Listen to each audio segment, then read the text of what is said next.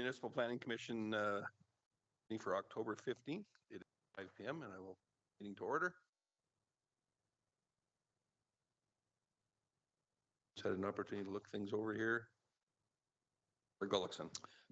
Thank you, Chair Creasy. I'll move that we accept the agenda as presented. Thank you. I'm seeing no other lights on, so all those in favor? Very good. Our agenda is set, and your minutes from the October 1st meeting are before you. Does anyone have any errors or omissions there to go through? Member Contenti. Chair Creasy, I make a motion that we adopt the minutes as presented for the October 1st, 2025 meeting. Thank you. I see a few still looking. Is there anything of note for changes? Very good. All those in favor? That's unanimous as well. Thank you. In favor? Which brings us up to the first of our two items this evening, item 4.1, the apartment housing with variances on 49th Street.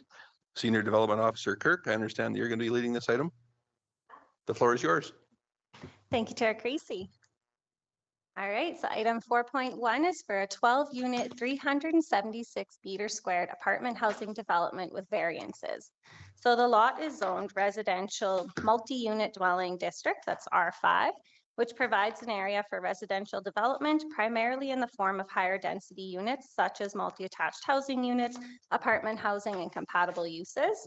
The property is also located within the medium density transition district of the downtown area redevelopment overlay. The general purpose of the overlay is to regulate the development of major additions and infill development for medium density residential uses in a manner that ensures compatibility with adjacent properties. So this district also acts as a transition area between the higher density mixed use transition district and the lower density residential surrounding areas. Administration supports the application. So Development Authority, while apartment housing is a listed permitted use in the R5 district, the application is in front of the Municipal Planning Commission tonight because there are variances greater than 15% being requested and because the development officer can refer any application to the Municipal Planning Commission that we deem appropriate. Land use bylaw review, so we'll start with setbacks. The proposal complies with the bylaw's south side yard and rear yard setback requirements. The applicant is requesting front yard and north side yard setback variances as outlined in the table on the screen. So you can see from the front yard, they're requesting 45% from the foundation, 72% from the balcony overhang. The north side yard, they're requesting a 43% variance from the foundation and an 82% from the balcony overhang.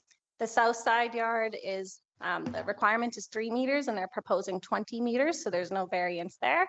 And the rear side yard requirement is 7.5, which they're proposing, so there's no variance request there. The property is situated on a corner lot with a city-owned road to the north, that's 54th Avenue, and a privately owned lot to the south. The applicant is requesting a north side yard setback variance, which would not directly impact any privately owned properties, as the structure would abut 54th Avenue rather than the privately owned lot.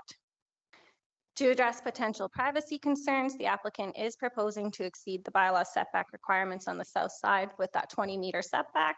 That's from the adjacent privately owned lot, which contains a detached dwelling. And while a majority of the proposal complies with front yard setback requirements, the applicant is requesting that due to the corner cut that you can see in the bottom left corner of the second image. Maximum density. So the bylaw allows for 80 dwelling units per hectare. The 4 parcels combined are 0.1416 hectares total and can accommodate up to 11 units. The applicant is proposing 12 units and is requesting a 1 dwelling unit or an 8% variance. Infill development standards. So the proposal does align with the land use bylaw, which requires the proposal to have retain mature landscaping and trees be compatible with existing development and the long-term visions of the city, and provide screening between multi-attached housing developments which are adjacent to detached dwellings. So the applicant is proposing to retain the 2 city-owned green ash trees, which are located in the front boulevard. They're circled in yellow there. It would support the R5 district's purpose of accommodating higher density developments, such as apartment housing. And it does provide screening between the development and the adjacent detached dwelling. So just for context, the yellow line there would show the proposed fencing. The reason why it doesn't go all the way to the front property line is because fences in front yards can only be 3 feet max in the land use bylaw. So that's why the location is where it is. Landscaping. So 25% of the lots are to be landscaped with a minimum of 5 trees and 10 shrubs. The applicant is proposing to exceed the requirements by landscaping 27% of the lots and providing 6 trees and 23 shrubs.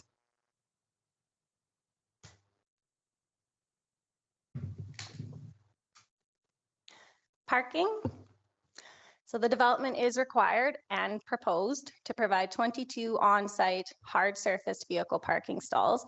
19 are for occupants, 3 are for visitors, and they also have to provide 6 on-site bicycle stalls, which they're providing or proposing with those 2 bicycle racks there shown in red. Loading space. So the bylaw states that for multi-residential developments, loading spaces should be located in the side or rear yard, subject to the discretion of the development authority. So where dedicated parking spaces are provided in close proximity to the primary entry doors, the requirement for a loading space may be waived. Administration does recommend waiving this, and the reason is because the regulation uses the term should, which actually denotes that compliance is desired, not mandatory. In contrast, shall indicates a mandatory requirement. So this is a should clause in the bylaw. The bylaw grants MPC the discretion to waive this because it's not mandatory. It's a waiver instead of a variance. The proposal includes sufficient on-site vehicle parking with appropriate pedestrian connections to primary entrance doors, which would help facilitate convenient access for loading and unloading. And the site is located on a corner lot and benefits from ample street parking, which can also help with loading and unloading needs. Amenity area. So the bylaw requires the development to provide a minimum of 4.45 meters squared per unit of a private amenity space. So for this development, the main floor and the upper level units are proposed to have balconies that range in size from 4.8 meters squared to 16.5 meters squared. They're outlined on red there on the aerial. And when a development has units that can't have a private balcony, then it's required to provide a certain amount of public amenity space. For this application, they have 4 basement units. They are to provide at least 11.15 meters squared per unit. So they have to provide 44.6 meters squared total of public amenity area. For this development, they're proposing 106.01 meters squared. So that's 24.01 meters squared in a gym, which is located in the basement, the lower level, and an 82 meters squared outdoor amenity area with picnic tables and planter boxes. The DARP overlay. So the land use bylaw requires new developments within the medium density transition district to adhere to specific architectural standards. So permitted styles are eclectic craftsman, Edwardian, folk, or Queen Anne. The developments must incorporate all required features of a chosen style along with a minimum number of optional. So for this application, the applicant has chosen the eclectic craftsman style. The required elements are on the screen. They have met all 4 or all 3 of them. They do require a variance to the 1-story or 1.5-story maximum height. And the optional elements, they are to provide a minimum of 3, which they are proposing with some wood clapboard cladding that you can see there. They've got wood vinyl gable shakers in that left picture there at the top. They've got a transom window, and then they have false beams or braces. They're also proposing brick, and this isn't required in this DARP overlay, but in other areas of DARP, shutters are required, and they are proposing that here. So land use bylaw review summary. The proposal exceeds landscaping and amenity space requirements, complies with south side yard and rear side yard setbacks, maximum parcel coverage, the R5 district building height, principal building orientation and design, garbage storage, infill development standards, parking, and a majority of the DARP requirements. And just to summarize, the variances that they're asking for are front yard setback variances, north side yard setback variance, a maximum density variance, a DARP overlay height variance, and a waiver to the requirement for on-site loading space. Existing site review. So the subject site is comprised of 4 bare lots, which will be consolidated into a single parcel if the development permit is approved. The site is located at the corner of 49th Street and 54th Avenue. The surrounding neighborhood is developed with detached dwellings, and the Pow Pow's Kinsman Park is situated directly across the street to the north.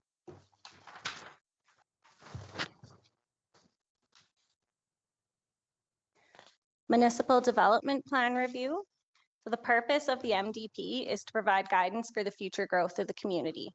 According to Part 2 influences on Lacomb's past and forecasted growth, the city should plan for approximately 135 to 139 housing units per year.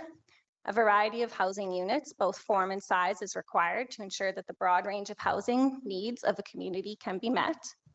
The 2011 census recorded that 70% of housing units in Lacombe were single-family dwellings. In 2013, the housing needs study identified that to improve affordability and better reflect the needs of the city's demographics, a wider range of housing options is required, and undeveloped lands offer substantial opportunities for future community growth and expansion. And under the MDP, Part 5, where we live, this goal is to facilitate a diverse range of housing opportunities that supports the needs, income levels, and preferences of all current and future residents, ensuring that residential neighborhoods are connected to the community's amenities in a sustainable manner. The current mix of Lacomb's housing is predominantly detached dwellings, which may not be affordable for all residents. The city is committed to providing increased diversity of housing across the community, which should help to increase affordability for all households, increase density to decrease costs of servicing, and promote a more compact and efficient urban form. So to help deliver a mix of housing, the city shall ensure that no more than 70% of the total potential dwelling units are single detached. And then just in the image here shows the R5 district, where it shows that a detached dwelling can't be constructed in R5. It is for multi-unit dwellings only. And a review of the MDP is that the proposed development does align with the goals of our municipal development plan by contributing to a broader range of housing options, supporting affordability, and addressing the evolving needs of the city's demographics. By providing valuable opportunities for community growth and infill development, the subject parcels have remained vacant since approximately 2014 following the demolition of that former church, and by connecting the community's amenities in a sustainable manner. So the subject sites are well situated to support sustainable community connections with convenient access to schools, parks, city facilities, walking trails, childcare, medical services, retail, grocery stores, downtown, etc. All right, neighboring property consultation. So subject to the bylaw, 18 property owners within 60 meters of the sites were notified. 1 letter of support and 11 letters of opposition were received. There's a copy of the letter that went out on the screen.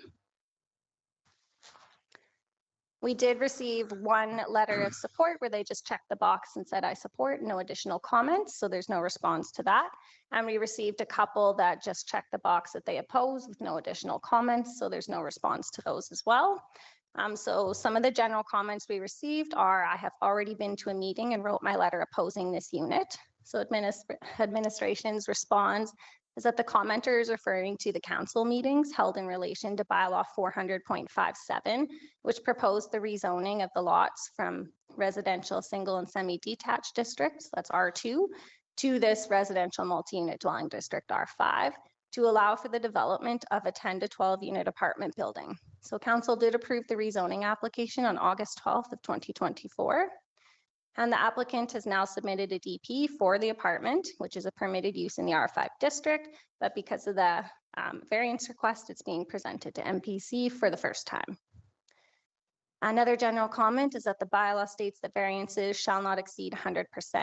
While this proposal does not have one single variance exceeding that, all of them combined are 317%. And so the developer is asking for a high degree of variance above the bylaw. And administration's response is that the purpose of variance powers in a bylaw is to grant the development authority discretion in cases where a proposed development may not meet the regulations due to unique site-specific conditions, such as the constraints of corner lot. And variances are assessed independently. They aren't combined into a single overall percentage. We received some feedback regarding height concerns, stating that a 67% DARP overlay height variance is too much. It will tower over the existing neighborhood, and the building will obstruct the beautiful view of the natural sunlight and lovely surroundings. So administration's response is that the building is proposed to be 2.5 stories in height. While it complies with the R5 district's maximum height restriction of 15.25 meters, the DARP overlay imposes a more restrictive height limit of 1.5 stories, and that's why the applicant requires the variance. And note that the bylaw does not define the maximum height of a story or what a story is.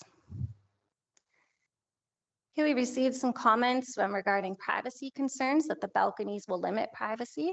Administration's response is that the bylaw requires the development to provide private amenity space, which is typically achieved through balconies.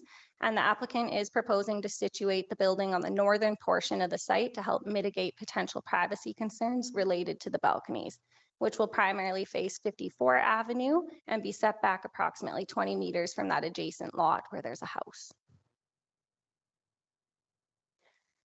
We received comments on appearance concerns, stating that the proposal is too large and will look out of place as every other house faces north or south, not west. The apartment should face 49th Street to somewhat blend in with the neighborhood. Administration's response is that the existing developments are oriented east or west facing 49th Street, which the proposal also plans to mainly face. The bylaw requires the development on corner lots, multi-developments, to address both street frontages. And that is why there is a main entrance onto 49th Street and a side entrance onto 54th Ave. There were comments on the DARP overlay concerns, stating that the person is confident the planning committee will check for DARP violations.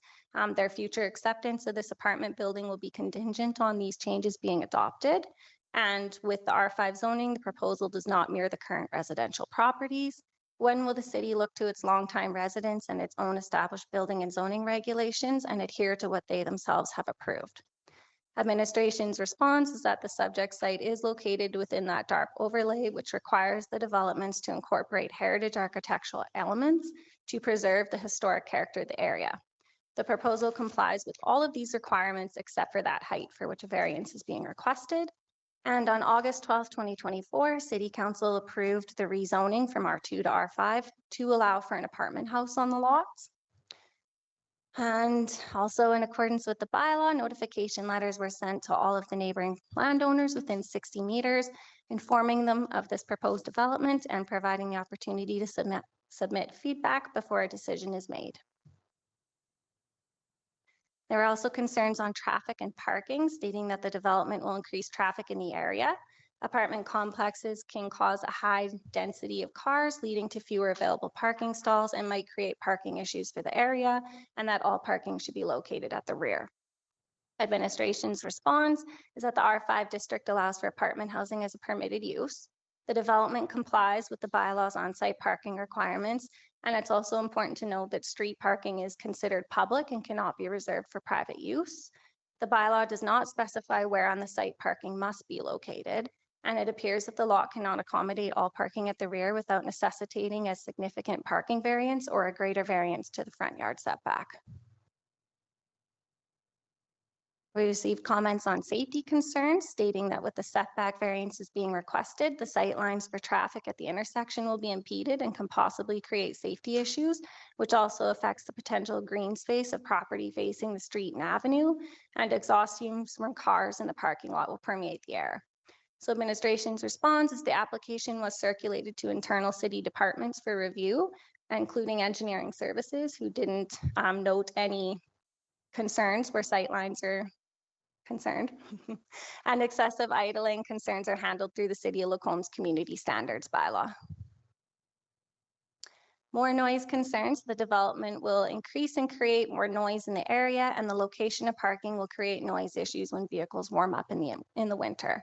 So administration's response is, again, noise and idling concerns are handled through the community standards bylaw, and the proposed parking orientation is not uncommon and currently exists throughout Lacombe.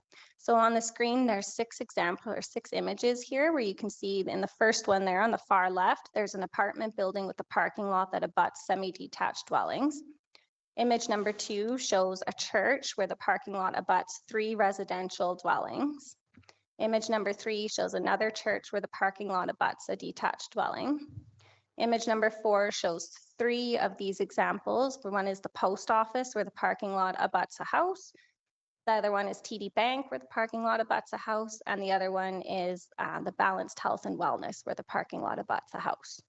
Image number 5 shows a church where the parking lot abuts 2 detached dwellings. That's a house, just for the record. And the last one is the food bank where the parking lot abuts another detached dwelling. And we've received lighting concerns that the parking lot cannot be illuminated without interfering with the neighboring lot.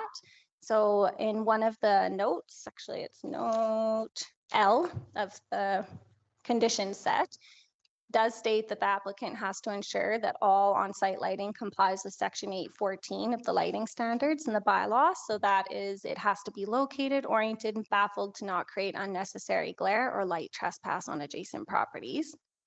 We received concerns regarding winter design elements, stating that the current proposal depicts the only free area for parking lot snow storage as the gathering space, meaning that the developer cannot comply with the public amenity space requirements. Administration's response is that they are proposing to exceed this by providing both indoor and outdoor public amenity areas. And then there was concerns regarding property values, stating that the proposal may have a negative impact on the nearby properties. And administration's response is that MPC does not have the authority to consider potential impacts on property values, as this falls outside the scope of its jurisdiction under the land use bylaw. And the last set were comments for alternative development suggestions for maybe a 4-plex with 1 level for seniors or a smaller or shorter development. And administration's response is the R5 district allows for apartment housing as a permitted use.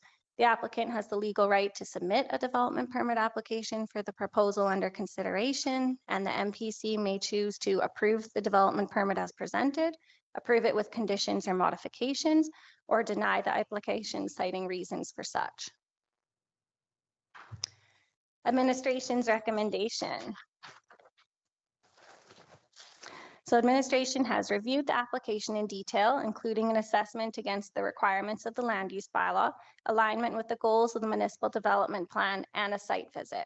Based on the review, administration is of the opinion that the application should be approved because it meets the intent of the R5 district to provide an area for residential development, primarily in the form of higher density units, such as apartment housing, and therefore would not unduly interfere with the amenities of the neighborhood or materially interfere with or affect the use, enjoyment, or value of neighboring parcels of land. The proposal exceeds the land use bylaw's landscaping and amenity area requirements and complies with regulations related to the south side yard and rear side yard setbacks, max parcel coverage, the R5 building height, principal building orientation and design, garbage storage, infill standards, parking, and most DARP overlay requirements. And the proposal aligns with the goals of the MDP by contributing to a broader range of housing options, supporting housing affordability, addressing the evolving needs of the city's demographics, providing an opportunity for infill development, and connecting to the community's amenities in a sustainable manner. And lastly, the recommended resolution. So administration's recommended resolution is that MPC approve the development permit for a 12-unit apartment housing development with variances to be located at lots 5253 to 5259 49th Street with 19 proposed conditions. And just as a note, should this motion be defeated, a new motion will be required and it must cite the reasons for refusal. Thank you, and I welcome any questions you may have. And we also have the applicant here tonight that will come sit up at the table and can answer questions.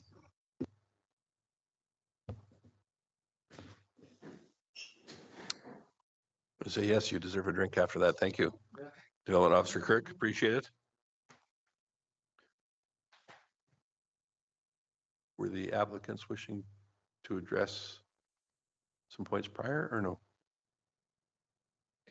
Very good. Would like to begin? Member Ross. Thank you, Chair Creasy. With the increased percentages, if you hypothetically, if you don't get the variances, how does that change your design? Substantially. Specifically, the height variance would take an entire story off of the building, which you would lose 4 of our units, which would kind of make the project non-feasible.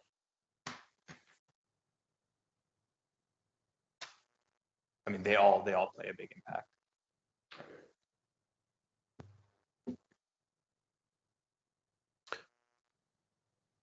As you're well aware, there was a few concerns brought up here from the public input.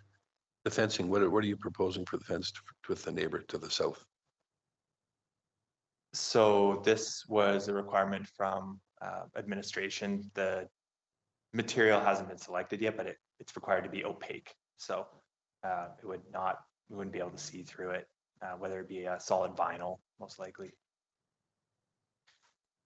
Very good. And there was also some concerns because there is, given that the vast majority, overwhelming majority of the lot is spoken for various purposes, there is no room for snow. How is snow removal gonna work? Yeah, in my mind, in the winter, that green space, the parking, or sorry, the picnic benches and such, like that's quite a large space there that probably will not be maximized in the winter. So there's space there, and then there's additional parking as well. We have green space on the corners, both front. What would that be? The south there. There's quite a bit of green space on the south there.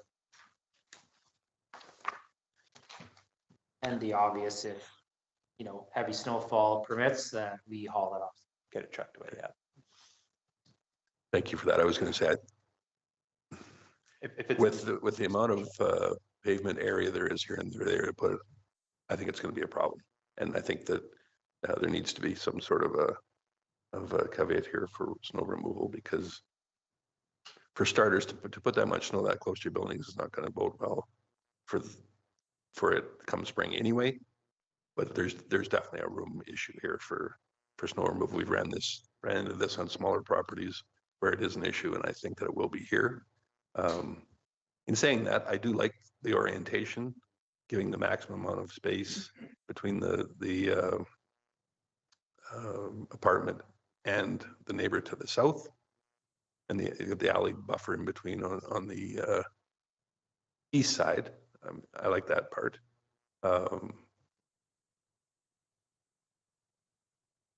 What was some of the other concerns that were brought forward? Lighting. Given that it is a residential area, what provisions do we have in place for that other than the code that it falls under? So through the chair to all of MPC, right now the bylaw does just state that it has to be located and oriented so that it's not putting light trespass onto adjacent properties. We don't really have anyone on staff who can review lighting plans, so we don't require that anymore. Now it's just a note, and if we get complaints, then we remind the applicant that they need to fix their lighting. Fair enough. I guess then I'll ask the applicants directly. Have you've seen some of these issues? What types of provisions have you made so that lighting would not be a problem for the adjacent property owners? At this point specifically, we haven't made provisions, but it's definitely something that we'll take into consideration with our lighting design. It's not something that we want to have to deal with either. So as far as annoyances to the neighbors, so it's absolutely something that we'll consider, and not whether it's just the orientation or baffling. Both. We'll take that consideration, absolutely. Thank you. Member Gullickson. Thank you, Chair Creasy. I have concerns regarding the balconies and how close they are to property.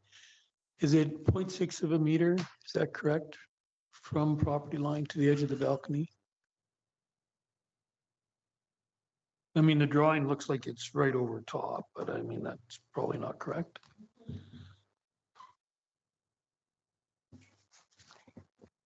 Through the chair to Councillor Gollixon. So you're talking about that north side yard there? That's correct. Yeah, so they are 0.63 meters from the balcony overhang, and then they're 2 meters from the foundation. 2 meters from foundation to property. Yeah. Okay. And 0.6 from the edge of the balcony. Yeah. Thank you. You're welcome. So that's an interesting point. I'm just curious. Is there utility right of way there along that north end on this property? Basically, what does that translate into distance from the city sidewalk that exists there now? Oh, the boulevard. I would have to get my measuring tool on ArcGIS to get you that answer. Is it fair to say that that will be significantly more than 0.6 of a meter? Yes, absolutely. Because it sounds very alarming when you say approaching half a meter, which it is. The right of way will help, but it's still closer than what the normal bylaw states. I appreciate that. Member Hubert. To the chair, or which way? My question is, are these going to be sold as single units? Or are they going to be all rented out? So these will be managed by us as rentals. And how, as rentals, not selling them? And then how big is, I was just curious, the 2-bedroom unit, how big is that? Roughly. I don't have the blueprint with me. It will say on those plans. I'd be making up a number off the top of my head, but they are a standard size. Oh, no. Yeah, so somewhere between 600 and 800 square feet. Okay, because if I was just reading between the lines between what you guys are proposing versus what the rest of the people are saying on the other side, it has to do with the dense, it seems like it's the dense part of it that is kind of causing a bit of it, not just the height, but the dense part of it. So because there's so many units in here, they're like, this is unfeasible, given that the parking space, and I've kind of seen this before in other areas, is it's the parking and that. And have you ever, has you've maybe taken consideration, I know it's profit margins, you're a business owner, but decreasing the amount of units or maybe making them larger for a dwelling so that there's not as many in the facility and you might get the approval. I'm just kind of reading between the lines. Yeah, we've definitely considered it. We've ran numbers in a lot of different ways, and it isn't just profit margins. It's just making the land itself feasible to build on and to develop. There's a certain threshold where it becomes unfeasible, where it doesn't make sense anymore. And to be perfectly honest with you, cost of land, cost of construction, we are at that threshold at 12. At 12. Because I can understand the parking spots, because I was like, oh, I don't even think you could fit your truck into one of these. I was just thinking, right? They are actually they're a standard code parking stall. All right, I just really, well, not anyways, but anyways, I was just kind of reading what other people were saying. Member Ross. Thank you, Chair Creasy. I guess that's being on council on MPC is, you're trying to increase availability of, I'll call it housing options of, rentals and so forth. There is a shortage. It's a housing crisis. You feel somewhat responsible to work with it, and the way of having, I don't like this word, affordability or options, is densities. And I guess maybe I'm putting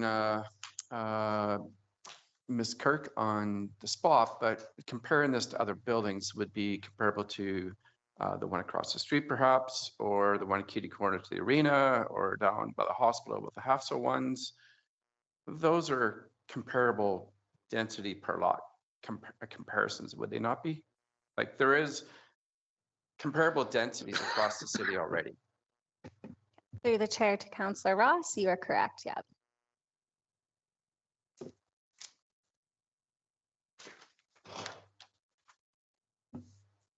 I Member want to Hubert. kind of go on top of what Chris was saying. But the ones that you were showing on your other slide, can you bring those up, the other ones? Because you did provide other ones, and they were by the bank and by, do you know which one I'm talking about? Okay.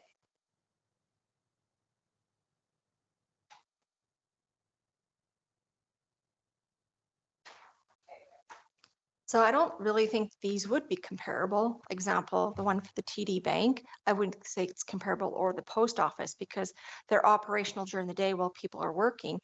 And then while the business is closes at 5, there's no parking there. And so the residents are able to enjoy that and that quietness. And so I don't think those are comparable. And then I was thinking about the food bank and the parking and the detached dwelling.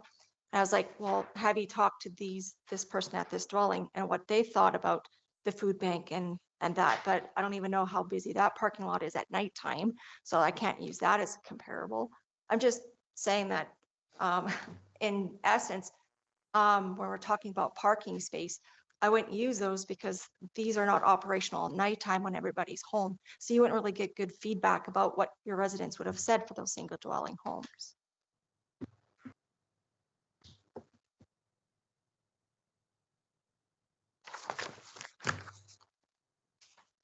Yo, Kirk, I see your light on there. Thank you, Chair Creasy. So I just wanted to note that these are not comparable to the application in the way that you're saying it. This is just showing that this parking configuration exists throughout Lacombe. Councillor Ross was speaking to apartments. These are commercial units that you were talking about. So that comparison isn't correct, but the size of the apartments that Councillor Ross was mentioning, that's comparable to the size of this application being presented today.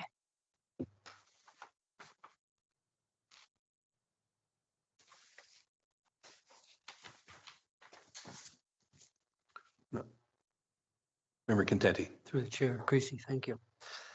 I personally like the development. I like the view. I like how it's incorporated everything from DARP to the land use bylaw. I think it fits in well.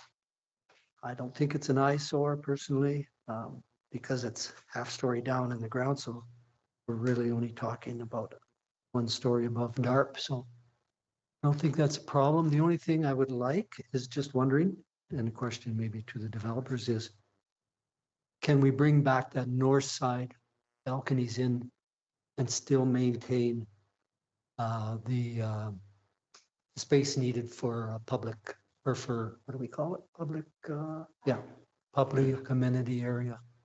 Because I believe there's going to be like 3 feet between the property line and the balcony, and then that 0.5 on top of that yet would be my guess.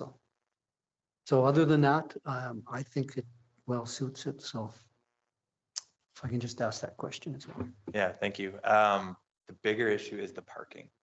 So those 3 visitor parking stalls there, your turning radius becomes an issue if we are to push that significantly back.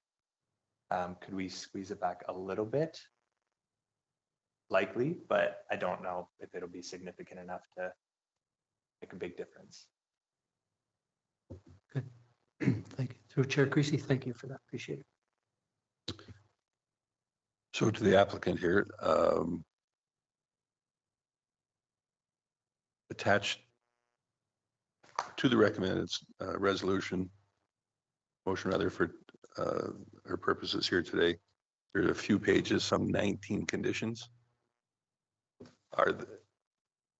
First of all, I want to, and then some notes at the end as well, a couple of pages. Are you aware of each of them? Yes, we are aware of all of them, yes. And are you prepared to abide by each of them? Yes. Okay.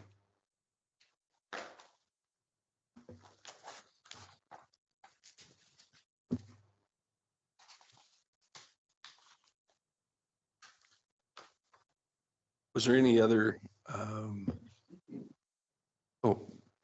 Member Gullickson, I'm sorry, I didn't see your light on. Go ahead. Thank you, Chair Creasy. I appreciate that. I mean, I have concerns with this building. It's really hard for me because it's now zoned R5. And I mean, it does meet a lot of those conditions, but I have concern with the height. I find that a problem as far as the way it'll look in that location. I would have preferred something else on this site. As far as the balcony in the front, just the drawing looks like it's really close to the sidewalk. I do have an issue with that. I understand that, this isn't going to be a university property where they're having parties and stuff like that probably, but it still is a concern for me. And I mean, just the adjacent to the property to the south, the parking there. I know the person starts up his diesel truck and it's parked right there and he leaves it for half an hour. Yes, you can call bylaw and say you're making too much noise, but what is the response to that? Who knows? Probably not right away. So I do have concern about that parking on that south side, adjacent to that house and right by the bedrooms. So I really have a hard time voting for this, but I mean, also, it's R5 property now. It's been changed, so it does meet a lot of those requirements. And I mean, multifamily homes is something we need in the community. But I do have concerns about the height and the balconies and that parking. Thanks.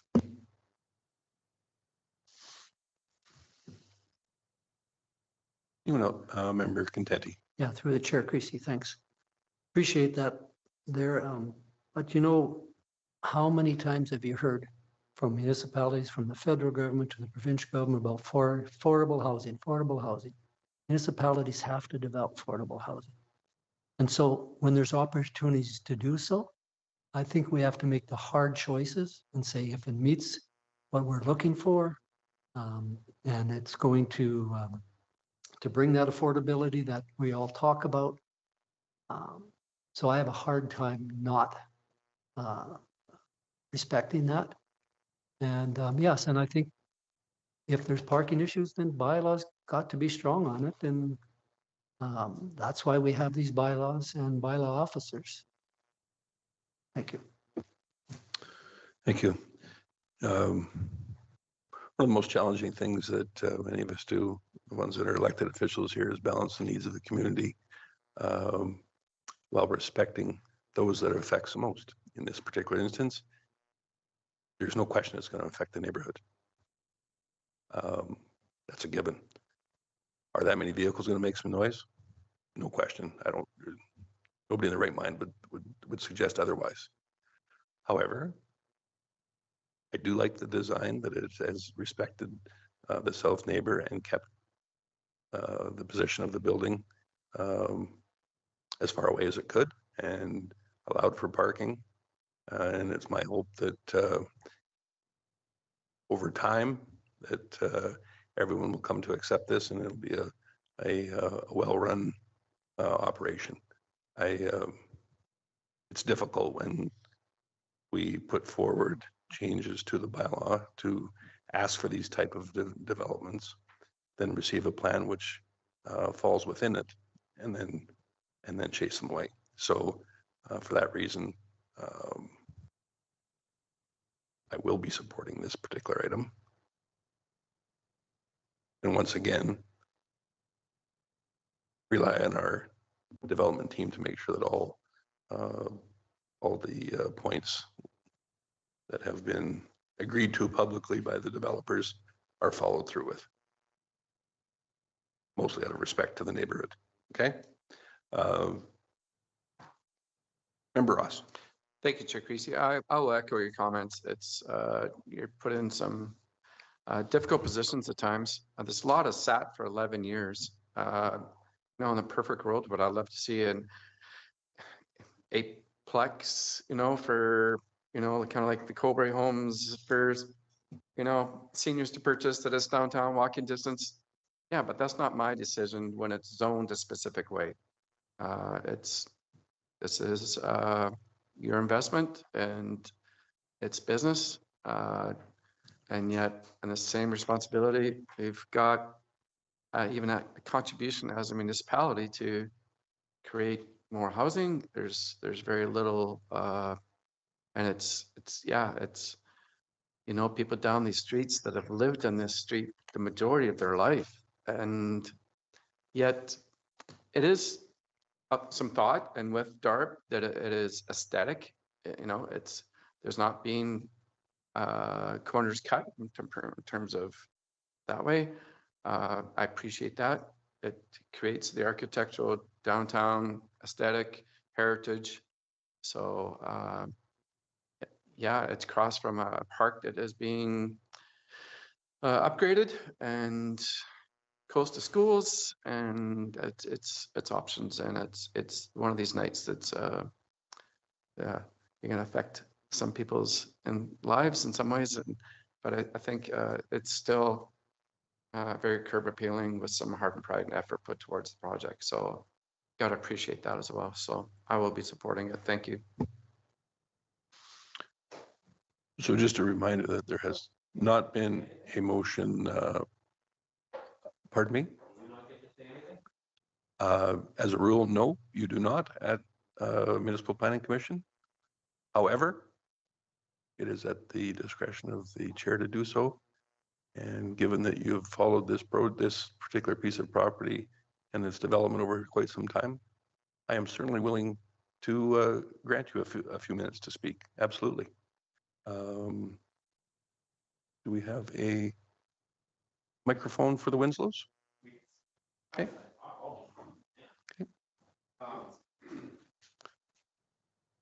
We've been paid by this property for 3+ years. And I guess the number one question I have to DART is, why would DART recommend the planning committee that they would accept a 2.5-story building? I don't follow that. Is it not DART's responsibility to tell the developer, these are the conditions that we've approved the property, instead of him going through all this process of, I want this, I want that, I want this, I want that. Why would they not simply say, these are the conditions of DART? Oh, that's beyond me that I can understand that. Fair question. Let's address these one at a time as we go through. I'm assuming there's more. So just to be clear, the DARP committee does not deal with directly with applications. That is a responsibility of our planning and development office. And the DARP plan puts forward all kinds of parameters on development.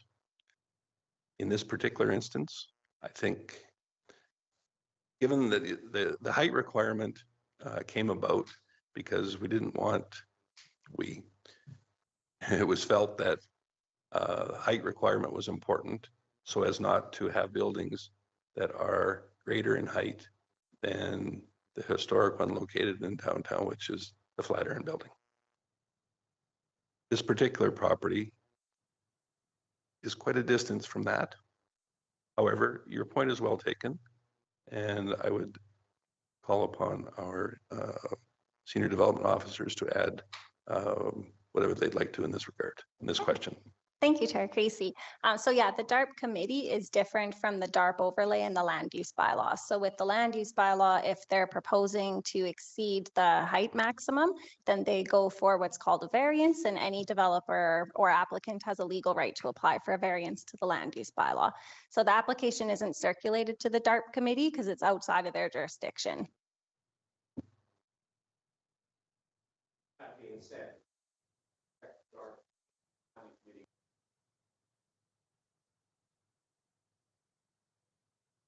the other comment I have is the lot is basically square.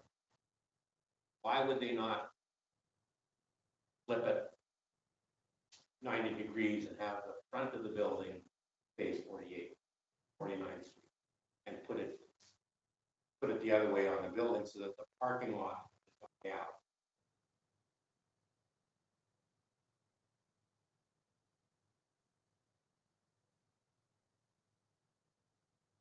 Just some thought. And fact is, I believe only one lot serves, which is the lot that's the building. So I'm just saying, flip it, turn the parking to the back. Probably a touch longer than it is wide.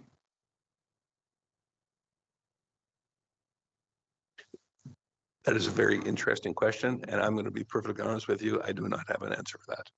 I would like. But I'll yeah, just hang on just 1 minute here. We'll be one at a time here so we don't get off on a tangent, get confused. I guess I will just, it's a little unusual, but I'm going to ask the developers if in fact that type of a scenario was ever considered. It was, I don't have the exact dimensions off the top of my head, but it is wider than it is deep. And with the laneway there, it's a lot more difficult to park up against a laneway and then have additional parking, like on the one side, on the south side there, how there's parking against the fence and then there's parking against the building. That's a lot more difficult to do up against an alleyway.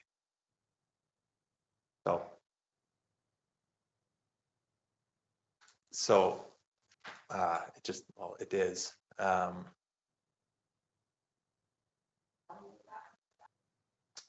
Yes, so this would require you to come into between, so look at the south side there, how there's parking stalls on either side. There isn't room to properly configure that against the laneway. The lot is wider than it is deep. So it would be, there's just isn't the space for it. Senior Development Officer Kirk. Thank you, Chair Creasy. So I will just note that the main entrance of the building does face 49th Street. The reason why there's that side entrance there is because the bylaw requires corner lot developments to address both street frontages. So that's why there's a side door off of 54th Avenue, but the main door does face 49th Ave. And again, the lot cannot accommodate all of the parking at the rear without needing a significant parking variance or front yard setback variance to shift it further forward to fit more parking at the rear. And again, the bylaw does not regulate where on the site the parking has to be located. It just has to be on site and hard surfaced. Mr. Winslow, fair enough question. Thankfully, we have people that are much smarter than myself, and there's your reason. Please proceed. Well, I feel that the decision's already been made, but I'm here defending our neighbors. They are in their 80s. And what is their home going to be worth when they do decide to leave? When a parking lot is like a couple of meters from their bedroom window. I think that this, yes, I understand that you need affordable housing in Lacombe. Is that going to be affordable housing? I don't think so. What are you classifying as affordable housing? Like how much? Because if they're building this building and they are going to offer discounting rent, it will be 30 years before they make any money. I think this whole thing is just taking advantage of our community. Like some of these, we're believe it or not, we've been there for 34 years. When we last thought about this at an MPC, the decision or the recommendation that it should mirror what's across the alley. This is a long ways from a duplex and a house. And Chris, Mr. Ross, made the comment about an 8-plex. Design something that fits on the lot without having to come here and ask for 7 variances, and one of them's a story. That's ridiculous. Why set these parameters if you're never going to abide by them? Anybody can come and say, oh, we're going to build this here, go to the city, they recommend it. Why have conditions? And why would you approve something that they're asking for not 1, but 7? The last time we were here, he asked for 1 condition and you turned him down. These people are asking for 7. I don't understand. Don't understand why you sit here and say, oh, it's wonderful. You don't live there. Grant, you did. If you lived there, you wouldn't be approving of this either. Fair enough. I might also be the one applying to build it. Seriously. But no, you make some good, some points that I don't necessarily disagree with.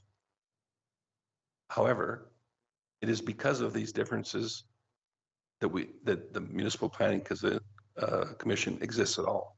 This is what we deal with as variances. I agree. 7 is a high number. I'm not sure that we have dealt with a property with this many variances before. Yes, there is a lot. There's a few in there that for me are rather insignificant. Some are a little more glaring. The reason why I asked for the front yard setback and the utility right of way, because in that picture there, it does seem like it is very close. But your points are well taken, and I appreciate you being here to help out an elderly neighbor too. That's a noble thing. I guess my one comment would be, as far as property values go, it would be my hope that the property value is better than it would be with an empty lot next to it. And I truly believe that it will be. But that's just a matter of opinion. Yeah. Member Ross. Thank you, Chair Creasy. Just a general question to the developer, like you see, and to be honest, the 2 hardest things being on council the last 8 years is downtown lots, or dealing with these bigger lots, and fire hall of all. Anyways, but you see the downtown bigger lots become duplexes, and the builders and the developers do a beautiful job, construction, sell immediately. And even though this is zoned R5, and that's great. And yet this lot sat for 11 years. And you kind of like, part of me, you drive out all the time. Why? You know, like there's opportunity. It's within schools, it's within playgrounds, it's close to downtown, so many pluses. And yet, you know, is it big enough for 2 fourplexes, bungalow fourplexes? I don't know. I guess I'm just kind of curious, why did this property sit for 11 years? And I appreciate you yourself as a developer, but like you say, I've been here all my life. You can buy that it's set for 11 years. Why? Before you answer that, I think that's a bit of an unfair question. I don't know how long these individuals have actually even owned this property. I don't think that they have 11 years of history with it. I respect that, but as a developer, I guess to answer maybe to the residents is, you know, it sat there for 11 years, and yet why didn't, you know, like we're affecting somewhat some people's lives, yet we have responsibilities for housing. It's zoned R5. We're sometimes being on this committee, these are the difficult nights, right? And it's just to address the neighbors. It's like, it's viability, it's business. And I appreciate that. And maybe absolutely, Chair Creasy, it's somewhat unfair, but it would kind of like, does an 8-plex, bungalow 8-plex to sell them, why is that not viable? So yeah, I can't speak to the past of the lot. To explore selling the lots, that's just not our MO. We prefer to hold them and manage who's going to live there. So to some of these concerns, I feel confident that with us managing them and knowing who we want as renters personally, a lot of these concerns will be mitigated that way. We have, for the better part of 2 years, been working with Jen here on several approaches. We've invested many thousands of dollars in other plans for this lot, different reiterations, going back and forth and figuring out what is the best fit for this lot. Through that, I mean, we went through and developed duplexes for each lot, and they're actually quite narrow. the lots. The individual lots are actually quite narrow and really difficult to build anything that actually even meets an R2, like their front and back duplexes is what it requires. So even to meet an R2, which was what it was really difficult. So we went through that entire process and got to the end of it and said, you know what, actually, let's go back to council and let's go for the rezoning. That was a collaborative conversation with the group here. So we did that. So we have looked at multiple approaches. Cost to build is quite high. I think I'm sure you've all heard that. The cost to build is increasingly high. Land costs is increasingly going up. So to make the numbers work, and I promise you, we're not trying to be greedy here. We're trying to just build a building and thinking about our long term, like the long term of the building itself. This is what is required to make that make sense. And like you said, even through our time in dealing with this, we've had a number of parties look at it with us. Another developer was a part of it earlier on, and he couldn't make it make sense. So this is something we've really had to massage and work to try and meet all of the requirements that have been presented to us. And this is what we've come to after all that effort. So. And just to add to the affordable living that we all know is an issue in our communities in Central Alberta as a whole, that we do take into consideration rent rates. So for us to build a pro forma on a building of 8 units or 6 units just doesn't make sense. You'll never get a development on this size of lot for the cost of the lot. So for us to bump it up to a 12 unit at an affordable rent rate is the only feasible way for us to make sense of this development.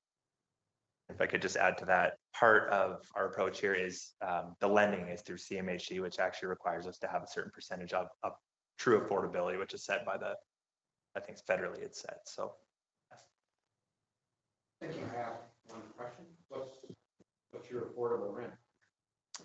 There are certainly parameters for that. If I'm not mistaken, I believe they are You can actually look, 10% below market rate. so it's 30% of the median household income. 30% of the median household income. Something like that. But it's you can go on CMHC's website. But you don't have to have 25%. There's a sliding scale depending on which approach you take with CMHC. you'll have how many units it'll be.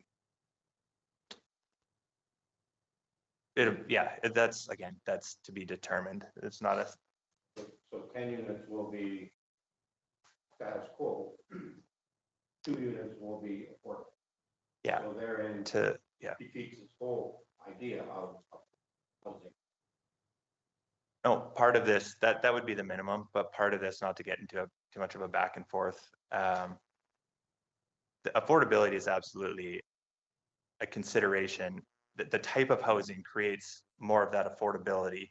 For someone to rent a single family home, for a lot of people, that's just not in their budget. So an apartment puts, to have 2 or 3 bedrooms is a lot more realistic for most young families.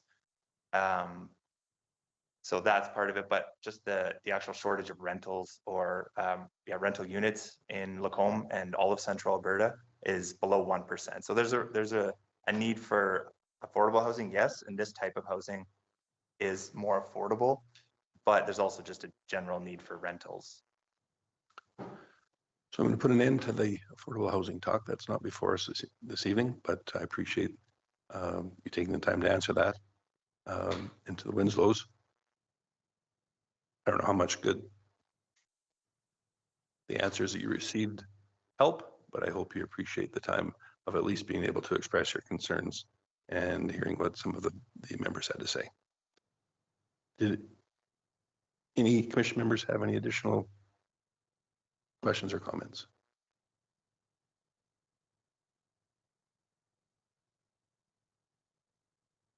Just so I'm not missing out, I do not believe that we have a question before us as yet, do we? No. Are we anticipating one?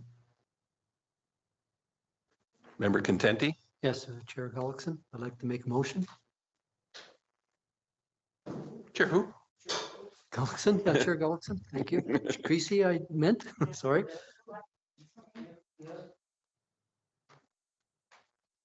Be it resolved that the Municipal Planning Commission approve the development permit for a 12-unit apartment housing development with variances to be located at 5253, 5259, 49th Street, lots 25 to 28, block 16, plan 1722619, zoned residential multi-unit dwelling district R5 with the following conditions and the conditions that are noted.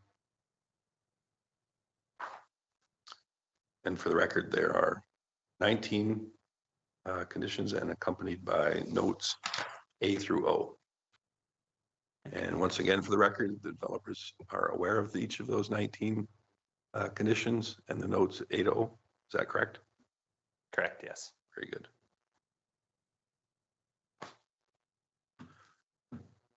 Last opportunity to speak. Member Ross? Thank you, Chair Creasy. Just one general question. Why was it never an option to merge all these 4 lots into one? Wouldn't that give any developer more options? So I think I can answer that, and that's precisely what will occur with this development. Oh, my fault. I'm asking.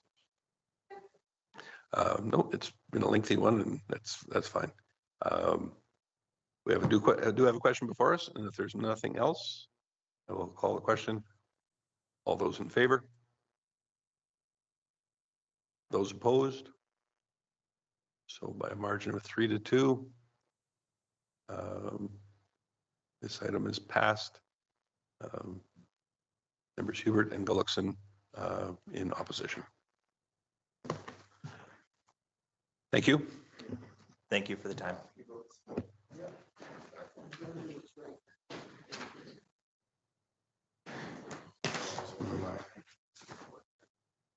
Our next item up is item 4.2, transitional housing at 5346 50th Avenue.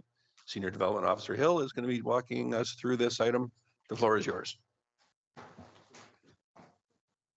Good evening, MPC.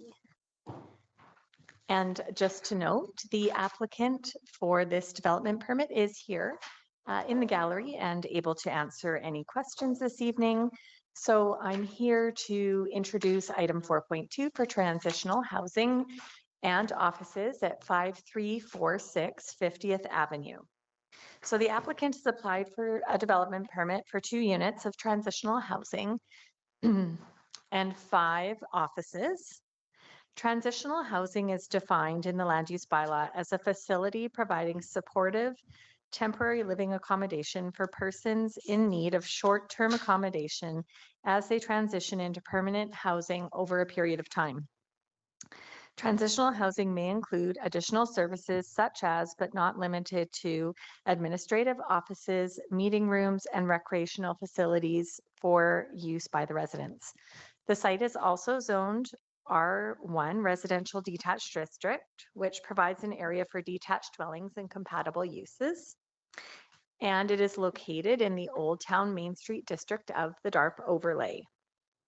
And the DARP overlay largely guides infill or new development, and this proposal deals with the reuse of an existing building. The building is not a historical building, and it has been vacant for several years. The adaptive reuse of the building would align with the intent of the Old Town Main Street district area by making use or reusing a viable building. And administration supports the application. The applicant proposes to cosmetically upgrade the exterior of the existing building so that it appears as a residential dwelling and blends in with the neighborhood. And some of the proposed upgrades include applying a fresh coat of neutral colored paint over the existing stucco, incorporating wooden features onto the existing porch columns, removing the existing freestanding sign, and constructing a ground level patio at the rear of the building. The application is being presented to the Commission for a decision for the following reason. The proposal is a discretionary use in the R1 district. There is a site-specific exemption, and the development officer may refer any development permit application to the Municipal Planning Commission for a decision.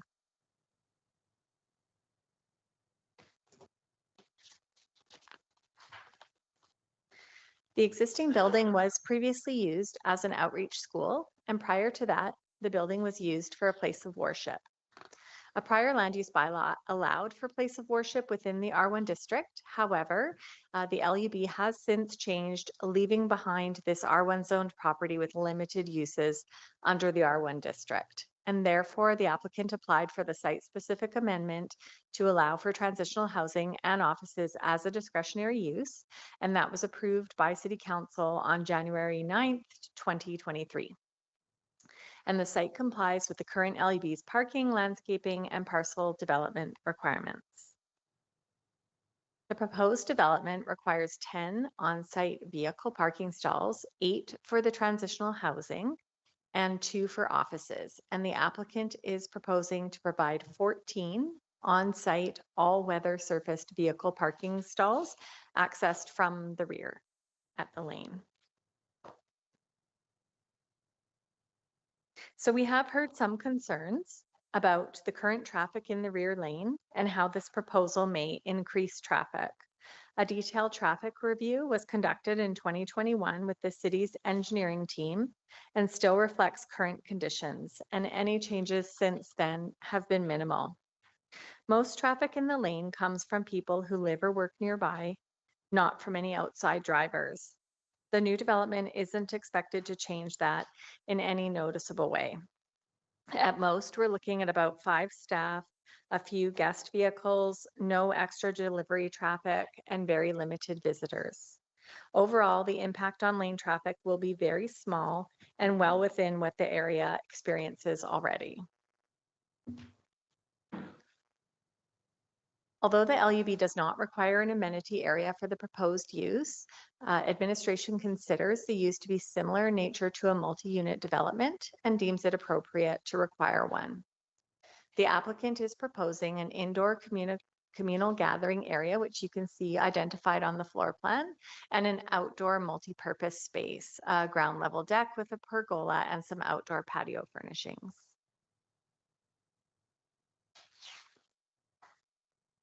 The LUB requires on-site lighting to be located and oriented and baffled to not create unnecessary glare or light trespass on adjacent properties, and the applicant will ensure that any on-site lighting will comply with the LUB. The subject area is identified as general residential lands on the future land use concept map of the municipal development plan, and these are some of the policies that apply to the proposal. I'm not going to read them all, except for to say that the proposal fully aligns with the city's long-term planning goals. It supports efficient use of existing land and infrastructure. It responds to the evolving needs of the community and encourages gentle redevelopment, reuse, and increased density in a way that fits the neighborhood. By using an existing building and surrounding infrastructure, the proposal delivers needed housing options while staying consistent with the intent of key municipal development plan policies. So the subject site consists of an existing building surrounded by detached dwellings, multiple family dwellings, and some commercial land uses. The applicant plans to repurpose the existing building for office space and transitional housing, and it will include 5 staff offices and up to 2 two-bedroom units to support women facing housing challenges due to life events like job loss, illness, or personal hardship. The program isn't designed for women needing emergency shelter or addiction support, and those individuals would be referred to specialized facilities. The applicant has successfully operated similar housing for the past 2 years without incident. This proposal puts a vacant 10,000 square foot building back into use with minimal changes while providing a much needed community service. The building is proposed to have a communal kitchen, washrooms, and laundry. It's anticipated that occupants will stay for a duration of a few days, up to 1 year. And there are some additional security that the applicant is proposing, such as camera surveillance, a key fob system that tracks movement within the building, sign in and sign out sheets, and glass windows and staff offices looking out into the main lobby. Neighboring property consultations were conducted in accordance with the LUB, and 22 property owners within 60 meters of the site were notified, and a total of 3 responses were received.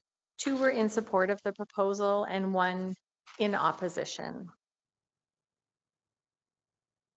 And I'll get into the summary. The 2 that were in support just basically checked the box that said they supported the application, and one of them just made a note that they welcome this to the neighborhood. So that really doesn't require an administrative response. One of the other concerns was how will the increased traffic in the lane be addressed? The alley is already very congested and used as a shortcut to the Rexall drugstore. The lane currently serves a mix of low density residential and medium density residential and commercial uses, and therefore it's designed to accommodate a reasonable level of mixed use traffic. The proposed development is not expected to introduce a significant increase in traffic volume beyond what's typical for the area, particularly when compared to the site's former uses, which included the outreach school and a place of worship, both which had the potential to generate higher peak traffic volumes. So as such, the proposed access and parking arrangements are considered appropriate for the scale and nature of the development.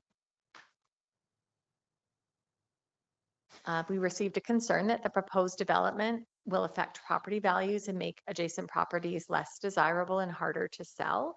Administration is unable to confirm any claimed future property devaluation.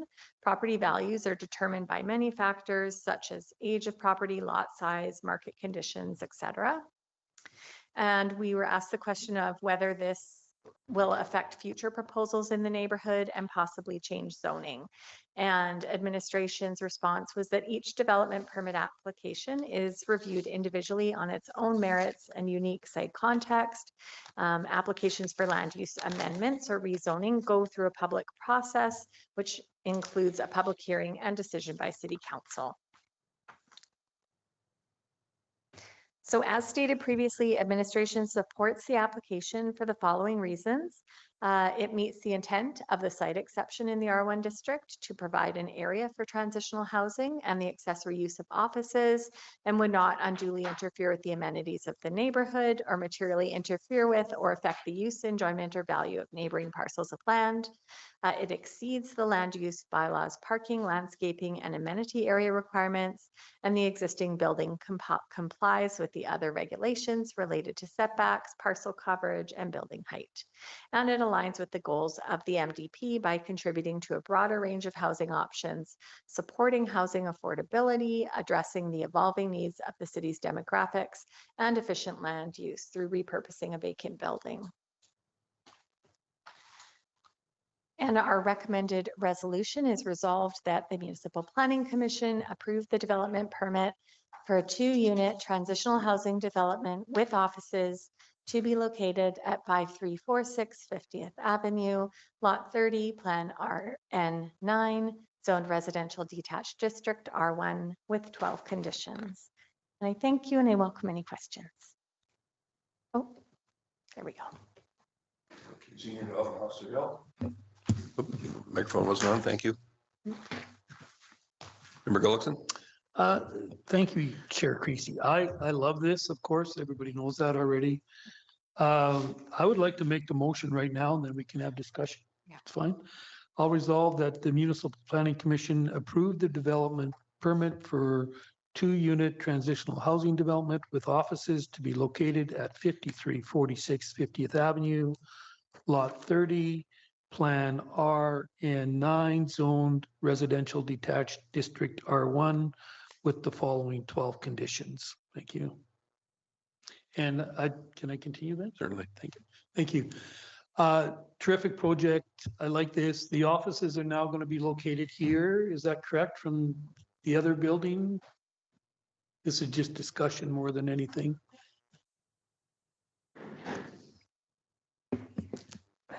Thank you, councilors, Chair Creasy, and members at large. My name is Tamara Nordoff. I'm one of the founders of the Broomtree Foundation, and Donna is our executive director and founder. So thank you for your questions. Yeah, that's the plan. I mean, and I don't know how much information everybody's gotten, but the Lacombe Pentecostal Church officially donated this building free and clear to our foundation as of September 1st. And so it makes perfect sense. And you guys have seen us come before you a few years ago. So we're really excited to be back here. And yes, that is our goal, Councillor Gullickson, that we will move all of our office operations over there, not including, of course, the Social Enterprise Cafe that stays there. And we're just excited to continue to grow and do what we've been doing so well these past few years. Thank you for that. I appreciate it and look forward to this development. Thank you. Member Ross. Thank you, Chair Creasy. So round 2, 3. Anyways, yes, sincere support it. In the discussions of with the gallery and our administration at the time with the council, okay, from my understanding, it sounds like the density is less than previous because as a city and council, we were considering in order to deal with the laneway concerns of the neighbors was the possibility of recycled asphalt to cut down on the dust or anyways to address that. So I guess my question is the density is less, so the traffic should be less, just to relate to the neighborhood and the community that should be less of a response, as obviously we've been through this a few times. So if I may ask that.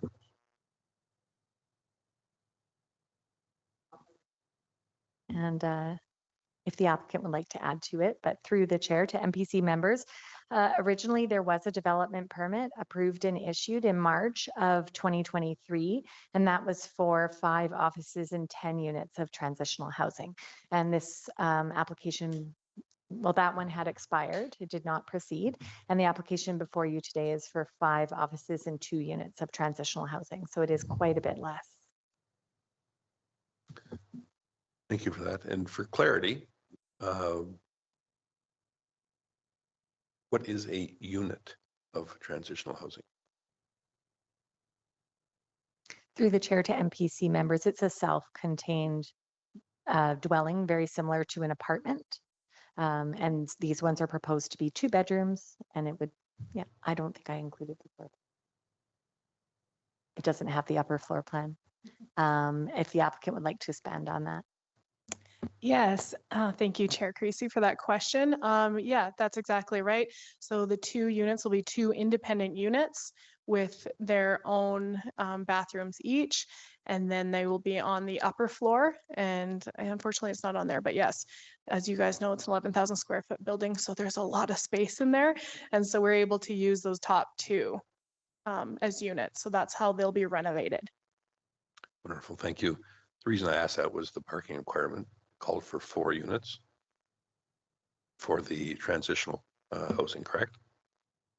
Through the chair to MPC, the parking requirements were identified as 8 for the transitional housing. So part of that is that there are parking requirements for the actual units themselves and then for staff. And then there's also another calculation of parking requirements for the offices. So it has been calculated at the highest possible amount because technically the staff for the transitional housing will also be using the offices. Very good. I meant 4 per unit, but that's fine. 8 in any event. Some would suggest that is a far more intense use because of allowing that much parking. But I just want to be open to the public about that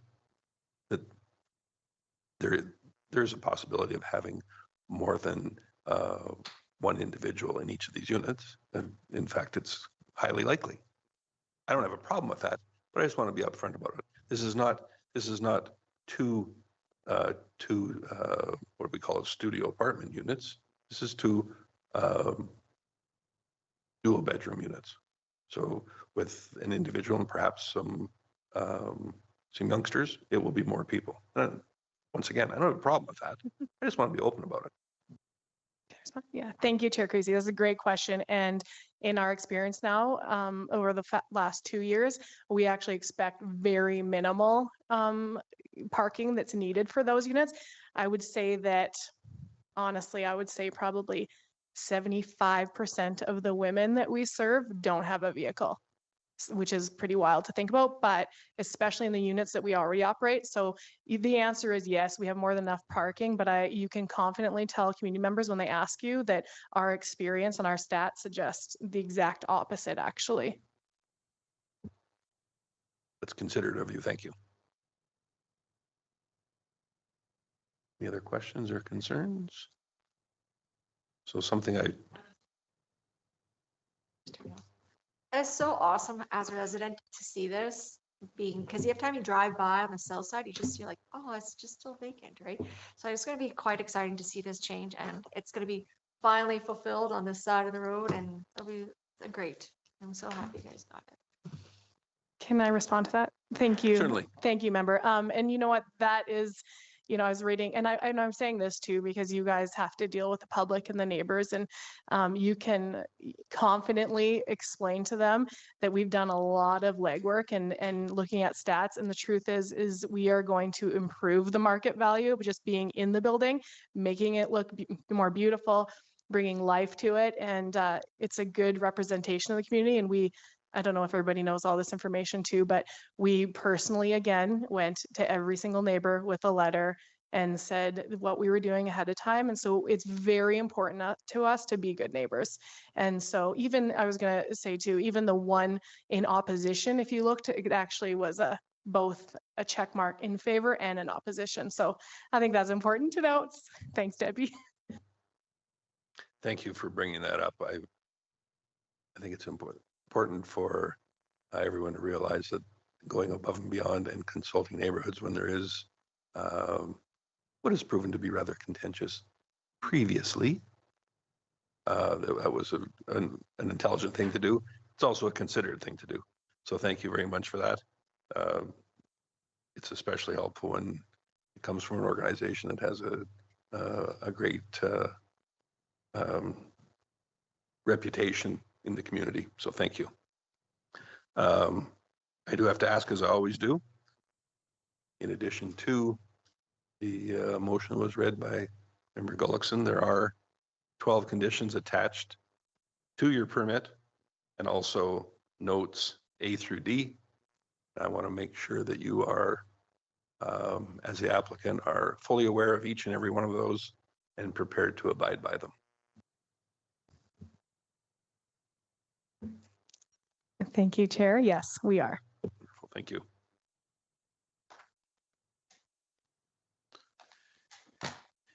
Anyone else?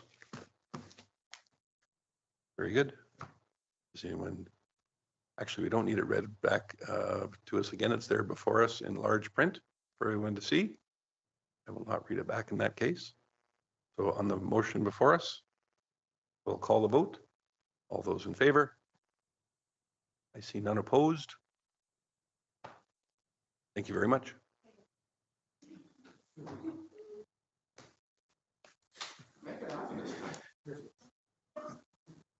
Sorry. You still have the next day lot beside it then? Yeah, that's a good question. We have two down. Yeah. Who would have predicted like this? We're gonna take it. Congratulations. Yeah, thanks everyone. Appreciate it. So a reminder that we still are recorded here. Item number 5, summary of discretionary use development permits issued by the development officer as follows. A very short report. We have Senior none Development to Officer present. Kirk. Thank you, Chair Gracie. We have none to present this time. I think we got them all out at the last meeting for you. So we are up to date. In that case, I'll read them all. Okay. Just to note, the next MPC meeting will be next month in November on the 5th. And that is in parentheses as tentative. Are there any applications at this point? There are not. So you go ahead and cross that off of your calendars. Today was the deadline to get into the November 5th and no applications were received. So that one is a no-go. Thank you. I believe that concludes our business for this evening. Thank you, Member Chair, Gullikson. Chair Creasy. I will make the motion to adjourn. Thank you. That motion made at 6:29. All those in favor? We are adjourned rather.